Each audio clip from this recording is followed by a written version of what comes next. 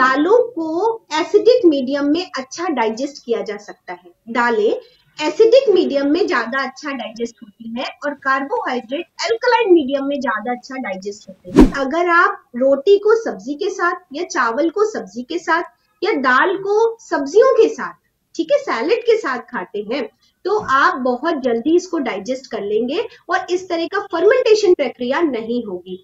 जब भी हम प्रोटीन में फलों और सब्जियों को मिक्सचर करके कोई भी चीज बनाते हैं, आपको वो खाने में बहुत तसल्ली होगी।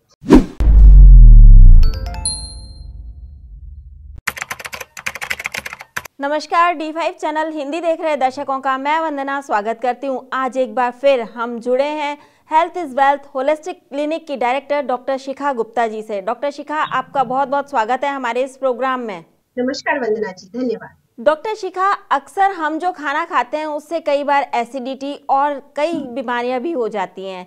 हमें ये नहीं पता होता है कि कौन सा खाना किसके साथ खाना चाहिए, तो करेक्ट फूड कॉम्बिनेशन क्या है? जनरली तो हम यही सुनते आए हैं कि आपको अगर गूगल सर्च करेंगे आप तो बहुत सारी ऐसी चीजें मिलेंगी कि इसके साथ ये नहीं खाना चाहिए, पर जो मैं आपको बताने वाली हूँ वो इन सब से अलग है, क्योंकि अगर ये आप बेस दिमाग में रख लेंगे तो आपको सारी चीजें समझ में आ जाएंगी। यहाँ पर जरूरत इस बात की है कि कौन सा भोजन आपकी बॉडी में फर्मेंट नहीं करता है और जल्दी डाइजेस्ट हो जाता है। तो ये जो थ्योरी है ये डिजीज मैनेजमेंट पे ज्यादा अप्लाई होती है। मतलब अगर कोई व्यक्ति खेलता कूदता है या ग्रोइंग एज का है तो वो शायद ये नहीं समझ पाएगा, पर बढ़ती हुई उम्र में जब हम मेंटल वर्क ज्यादा कर रहे हैं, बैठने का काम ज्यादा कर रहे हैं, तो अगर हम अपने फूड कॉम्बिनेशन पे ध्यान देंगे तो बशर्ते आपको फायदा होगा और आज 20 सालों का मेरा अनुभव आपको फायदा पहुंचाने वाला है। कॉम्बिनेशन ऑफ फूड कहता है कि हाई प्रोटीन डाइट को हाई कार्बोहाइड्रेट के साथ नहीं लेना चाहिए। अब सिंपल से आप समझें, बेसिकली प्रोटीन हमारे को कहाँ से मिलता है? दालों से और हमारे दूध से और मक्खन से, ठीक है। तो प्रोटीन का सोर्स जो है, मक्खन भी फैट में ज्यादा आ गया तो मेनली हमारा लेमैन की तरीके से दिमाग जाता है कि दूध और दूध के प्रोडक्ट और हमारा दालें, ये हमारी प्रोटीन के रिच सोर्स है और अदरवाइज नॉन वेज, ठीक है। एंड कार्बोहाइड्रेट का रिच सोर्स हमारा सीधे से ध्यान जाता है रोटी और चावल, ठीक है। सो अगर हम इन दोनों को एक साथ नहीं खाएंगे तो हम खाएंगे क्या? ठीक है, दाल चावल। शिखा जी, यहाँ मैं आपको रोकना चाहूंगी, मैं पूछना चाहूंगी आपसे कि आपने कहा कि प्रोटीन और कार्ब साथ में नहीं खाने चाहिए, कार्बोहाइड्रेट साथ में नहीं लेने चाहिए, तो फिर क्या दाल चावल साथ नहीं खा सकते हम? जी, अगर नहीं खाएंगे तो जल्दी स्वस्थ हो जाएंगे और गैस, ब्लोटिंग ये सब नहीं होगी। जितना भी मैंने डाइट प्लान लिखा है आज तक, उसमें मैं कभी भी दाल चावल उनको नहीं लिखती, ठीक है। दालों को एसिडिक मीडियम में अच्छा डाइजेस्ट किया जा सकता है। दालें एसिडिक मीडियम में ज्यादा अच्छा डाइजेस्ट होती है और कार्बोहाइड्रेट अल्कलाइन मीडियम में ज्यादा अच्छा डाइजेस्ट होते हैं। तो अगर हम दालों के साथ मिनरल्स, विटामिन मतलब सब्जियां बढ़ा दे तो दालें बहुत अच्छी डाइजेस्ट होती हैं। हालांकि आपको ये पता ही होगा कि अगर मैं दालें खा रहे हैं तो दालों में भी कार्बोहाइड्रेट है, ऐसा नहीं है कि उसमें सिर्फ प्रोटीन है, ठीक है। ईश्वर ने ऐसा ही बनाया है कि उसमें कार्ब्स है ही है जितना शरीर को चाहिए, तो जरूरी नहीं है कि उसको हैवी बनाया जाए। तो ये जो दाल चावल या दाल रोटी है, हाई प्रोटीन हाई कार्बोहाइड्रेट, तो ये हार्ड टू डाइजेस्ट है। ये पचने में 2.5 से 6 घंटे ले लेते हैं बॉडी में पड़े हुए। और अगर आप रोटी को सब्जी के साथ या चावल को सब्जी के साथ या दाल को सब्जियों के साथ, ठीक है, सैलेड के साथ खाते हैं तो आप बहुत जल्दी इसको डाइजेस्ट कर लेंगे और इस तरह का फर्मेंटेशन प्रक्रिया नहीं होगी। ये आज तक मैंने अपने हाथ से डाइट प्लान में कभी भी किसी को दाल चावल नहीं लिखा और सभी को फायदा होता है। सभी को ऐसा फायदा होता है कि वो बोलते हैं कि जैसे लगता है कोई प्रॉब्लम थी ही नहीं, पर मैं फिर खाना शुरू करता हूं तो फिर प्रॉब्लम होती है, ठीक है। तो जब आपको पता चल जाएगा कि इस चीज से प्रॉब्लम है तो आप उसको हटा देंगे। डॉक्टर शिखा, कई बार कहा जाता है कि दूध और दही भी साथ नहीं खाने चाहिए, या फिर ऐसा भी कहा जाता है कि नमक के बाद में दूध नहीं लेना चाहिए या दूध के बाद नमक नहीं लेना चाहिए। कि ये सब तो आपको पता ही है कि दोनों की प्रक्रिया अलग है, दोनों का प्रोसेस अलग है, दोनों की तासीर अलग है, तो इसलिए हम अलग अलग खाते हैं, ठीक है। बट यहाँ पे जो मैं फंडामेंटल लॉ बता रही हूँ, जैसे अभी एक एग्जाम्पल देती हूँ। आपको खीर खानी है मान लीजिए, तो आप चावल की खीर जब खाते हैं और एक गाजर की खीर खाते हैं, कौन सी ज्यादा पौष्टिक है, कौन सी खाने के बाद आपको ऐसा लगेगा कि बहुत सारे न्यूट्रिएंट भी मिले और हमारा हजम भी जल्दी हो गया। बेशक आप गाजर की खीर कहेंगे, लौकी की खीर कहेंगे, क्योंकि जो चावल की खीर है वो हैवी टू डाइजेस्ट है। मैं यहाँ अच्छे लगने का सवाल नहीं कर रही हूँ, मैं यहाँ पे कह रही हूँ कि आपको एसिडिटी, ब्लोटिंग और गैस्ट्राइटिस क्यों हो रही है, क्योंकि वो खाना हजम करने में डिलेड है। हमारे घरों में फरे का कल्चर है, हम दाल भर के फरे बनाते हैं, वो खाना अच्छा है, या गोभी भर के फरे बनाते हैं वो खाना अच्छा है। सो आप खा के देख लीजिए, सिंपल। अगर जब भी आप मिनरल्स और विटामिन वो कहाँ से मिल रहे हैं, हमारे सब्जियों से, फलों से। जब भी हम प्रोटीन में फलों और सब्जियों को मिक्सचर करके कोई भी चीज बनाते हैं, आपको वो खाने में बहुत तसल्ली होगी। आप सब्जियों को ग्रेट करके रोटियां बनाइए, रोटियां कितनी पौष्टिक हो जाएंगी, और उसमें क्योंकि आपने कार्ब्स को कम कर दिया और सब्जियों की मात्रा बढ़ा दी, ठीक है। तो जब भी आप सब्जियों को डालेंगे, दाल बनानी है तो उसमें आप सब्जियां डाल देंगे, जिसे हम सांभर प्रिपरेशन कहते हैं, वो बहुत अच्छा हो जाएगा, डाइजेस्टिव हो जाएगा, पौष्टिक हो जाएगा। सूप जब सब्जियां डाल करके दालों के साथ हम सूप बनाते हैं तो वो बहुत फायदेमंद है, और उसको हम अकेला पीना पसंद करते हैं। दाल चावल चटनी पापड़ दही बड़ा अचार सलाद, ये छोटा बच्चा भी खा रहा है, और जो हम जैसे लोग भी काम नहीं कर रहे, मेंटल वर्क ज्यादा कर रहे हैं, पढ़ाई लिखाई क्लिनिक में बैठना, अगर हमने ये नहीं छोड़ा तो आने वाले टाइम में हमारी ये प्रॉब्लम्स बढ़ती चली जाएंगी। हम चाहे जितना मिट्टी की पट्टी और एनिमा दे दें, अगर हम अपना भोजन सुधार नहीं करेंगे तो फायदा नहीं होगा। तो सीधा सा कॉन्सेप्ट ये है कि प्रोटीन के साथ मिनरल्स विटामिन बढ़ाइए, कार्बोहाइड्रेट के साथ मिनरल्स विटामिन बढ़ाइए, फ्रूट्स को अकेला खाइए।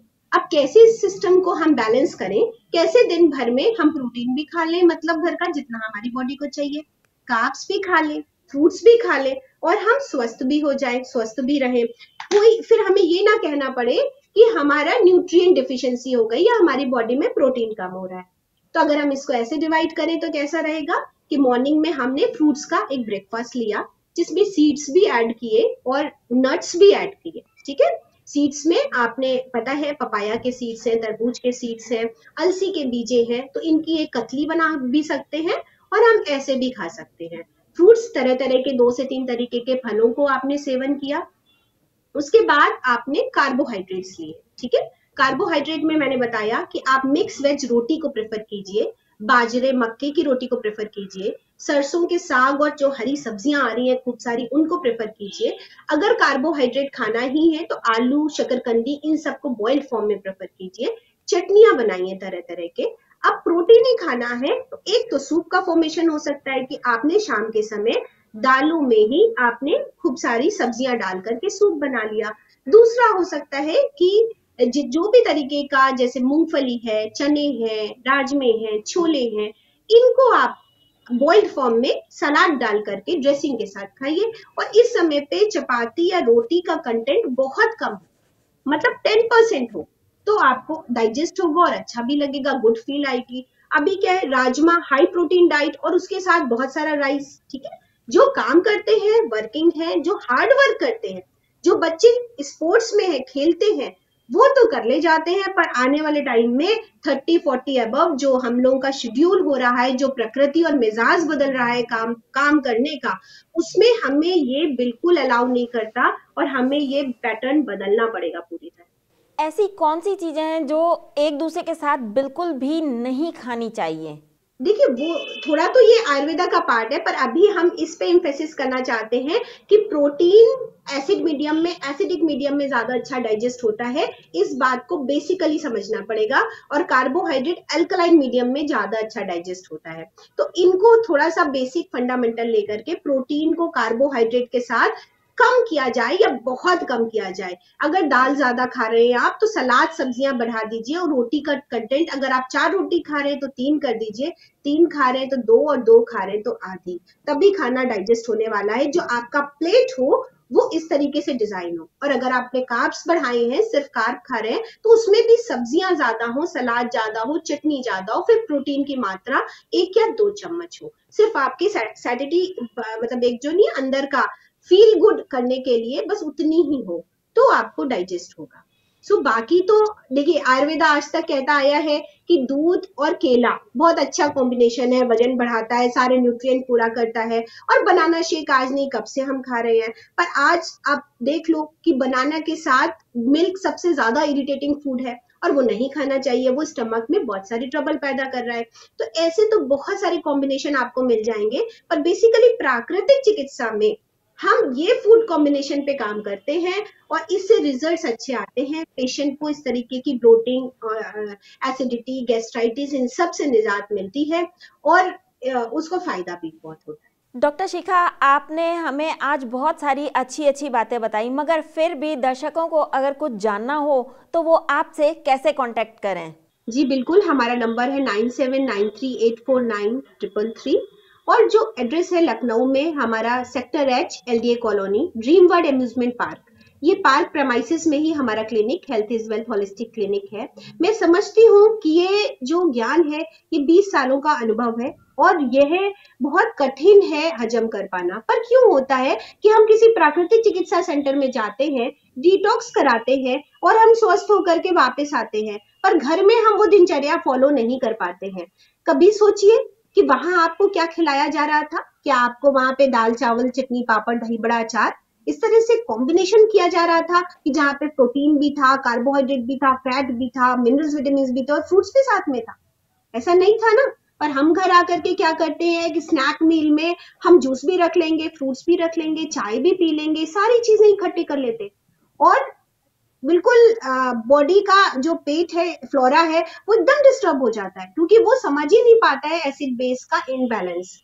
तो अगर हम एजिंग के साथ जा रहे हैं स्लोली स्लोली और हम अपना वर्क प्रोफाइल बहुत स्लो कर रहे हैं, तो मेरा कहने का मतलब ये है कि अगर आप इनको अलग अलग खाएंगे, तीनों चीजों का रोल है बॉडी में, हमें फैट भी चाहिए, हमें कार्बोहाइड्रेट भी चाहिए, हमें प्रोटीन भी चाहिए। तो अगर इन चीजों को हम सिंगल सिंगल और फलों और सब्जियों के साथ मिला करके खाएंगे तो हमें बहुत फायदा होगा। अगर आपको कोई भी कंफ्यूजन है इस कॉम्बिनेशन ऑफ फूड पे और आप नई रिसर्चेस क्या कहती हैं और ये कहाँ से कंटेंट लिया हुआ है, तो भी आप हमें पर्सनली कॉल करके समझ सकते हैं। Thank you so much. अगले एपिसोड में आपसे फिर मुलाकात होगी, तब तक के लिए नमस्कार।